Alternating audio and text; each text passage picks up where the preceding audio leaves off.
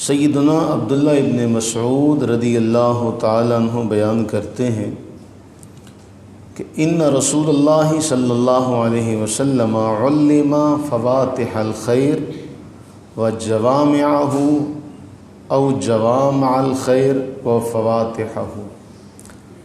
فرماتے ہیں کہ رسول اللہ صلی اللہ علیہ وسلم کو خیر اور بھلائی کے حوالے سے تمام چیزوں کا علم دیا گیا، تمام چیزیں سکھائی گئیں۔ علم فواتح الخیر، علم فواتح الخیر وجوامعہ، تمام کی تمام جو خیر کی چیزیں ہیں وہ رسول اللہ علیہ السلام کو سکھائی گئیں۔ ہم قرآن پڑھتے ہیں، قرآن کریم میں اللہ رب العزت نے فرمایا علم القرآن، اللہ نے قرآن سکھایا، اور کس کو سکھایا؟ رسول اللہ صلی اللہ علیہ وسلم کو سکھایا۔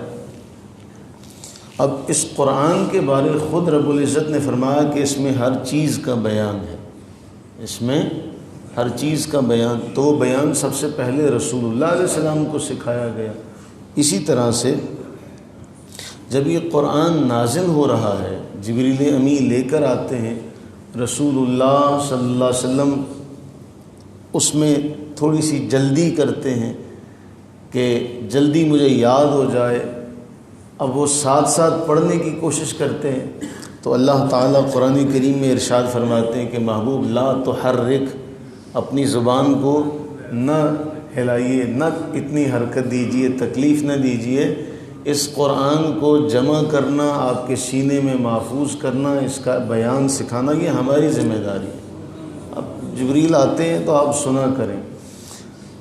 تو اس لیے عبداللہ بن مسعود رضی اللہ تعالیٰ عنہ بیان کرتے ہیں کہ رسول اللہ علیہ الصلوۃ والتسلیم کو خیر و بھلائی سے متعلق تمام چیزوں کا علم دیا گیا، کہ اللہ سے مانگنا کیسے ہے، اللہ سے سوال کیسے کرنا ہے، وہ تمام چیزیں سکھائی گئیں۔ آگے فرماتے ہیں کہ وَإِنَّا كُنَّا لَا نَدْرِي مَا نَقُولُ فِي صَلَاتِنَا، مثلاً پھر اس فواتح خیر کی تعریف کرتے ہیں۔ مثلاً ہمیں یہ معلوم نہیں تھا کہ ہمیں نماز میں کیا پڑھنا ہے، مثلاً ہمیں یہ معلوم نہیں تھا کہ ہم نے نماز میں کیا پڑھنا ہے۔ اب وہ لوگ جو آج کے دور میں منکرین حدیث ہیں، جو احادیث کا سرے سے انکار کرتے ہیں، ان سے کوئی پوچھے کہ بھئی تم نماز پڑھنے لگو، زکوٰۃ ادا کرنا چاہو، حج کرنا چاہو، عمرہ کرنا چاہو، الغرض کوئی بھی کام کرنا چاہو، تو حدیث کو ایک طرف رکھ کے تم وہ کام کر کے دکھاؤ۔ قرآن کریم نے فرمایا کہ وما آتاکم الرسول فخذوہ، جو رسول تمہیں دیں لے لو، اور جس سے تمہیں منع کریں اس سے باز آ جاؤ۔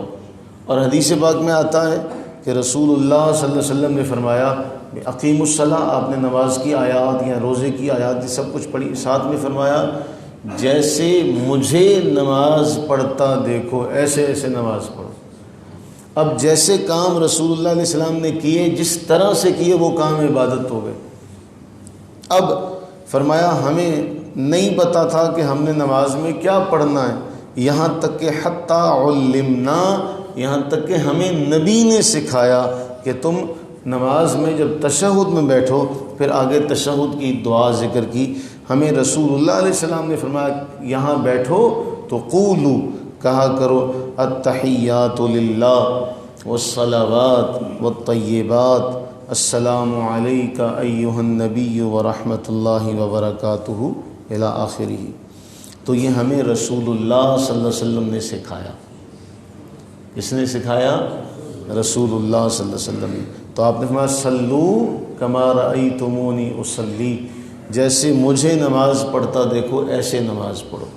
تو بنیادی طور پر جو اس حدیث کا سبق ہے اور فلسفہ ہے وہ یہ ہے کہ قرآن حدیث کے بغیر انسان سمجھ نہیں سکتا، قرآن کے احکامات پر حدیث کے بغیر عمل نہیں ہو سکتا۔ اسی لیے اللہ نے قرآن میں فرمایا تھا اطیعوا اللہ و اطیعوا الرسول، اللہ کی اطاعت کرو اور رسول کی اطاعت کرو۔ تو کفار نے یہ کہنا شروع کیا کہ دیکھو جی یہ تو چاہتے ہیں ہماری لوگ میری بات مانیں، لوگ میرے کہنے پر چلیں، تو اللہ تعالیٰ نے اس مغالطے کو ان لفظوں میں دور فرمایا، وَمَن يُطِعِ الرَّسُولَ فَقَدْ أَطَاعَ اللَّهَ، اللہ کی اطاعت در حقیقت کرے گا ہی وہ جو رسول کی اطاعت کرے گا۔ یہاں سے جو ہٹ کر کسی اور راستے سے آئے گا وہ راستہ ہم تک آتا ہی نہیں ہے، ہم تک وہی راستہ آتا ہے جو رسول اللہ صلی اللہ علیہ وسلم کے ذریعے سے آتا ہے۔ تو ہمیں اللہ تعالیٰ توفیق عطا فرمائے کہ ہم دین کو اسی طرح سیکھ سکیں۔ پھر ایک بات، آپ کو کبھی موقع ملے، آپ کو کبھی فرصت ملے، کبھی وقت ہو، تو اپنے بچوں کو بٹھا کے آپ یہ رسول اللہ علیہ السلام کی سنت پر عمل کریں گے کہ رسول اللہ علیہ السلام نے سکھائی ہے کہ نماز میں یہاں بیٹھو تو اتحیات پڑھا کرو۔ یہ دعا کس نے سکھائی؟ رسول اللہ علیہ السلام نے۔ آپ اپنے بچوں کو بٹھا کے جب بھی کبھی موقع ملے تو جب بھی بیٹھیں تو ان کو کوئی ایک بات بتائیں گے تو آپ کس کی سنت کو ادا کریں گے؟ رسول اللہ صلی اللہ علیہ وسلم کی سنت کو۔ تو کیا خبر اللہ تعالیٰ وہ رسول اللہ علیہ السلام کی ادا کو ادا کرنے پر ہی بخشش فرما دے۔ صحابہ کرام علیہم رضوان کیا کرتے تھے؟ عبداللہ ابن عمر رضی اللہ تعالیٰ عنہما خالی جگہ پر اونٹ گھما رہے تھے، کسی نے سوال کیا تو فرمایا مجھے اس سے کیا غرض ہے، میں نے اپنے آقا کریم علیہ السلام کو دیکھا انہوں نے یہاں اونٹ گھمایا تھا، انہوں نے گھاس کھلانے کے لیے گھمایا ہوگا، اس وقت یہاں گھاس تھی، لیکن میں تو اپنے محبوب کی ادا کو ادا کر رہا ہوں، مجھے اس سے کوئی غرض نہیں، گھاس ہے نہیں ہے۔ تو ہم کبھی کبھی یہ معاملہ اس جہت سے بھی کر لیا جائے کہ ہم نبی کی سنت کو ادا کریں۔ اللہ تعالی ہم تمام پر اپنی رحمتیں برکتیں نازل فرمائے، آمین ثم آمین۔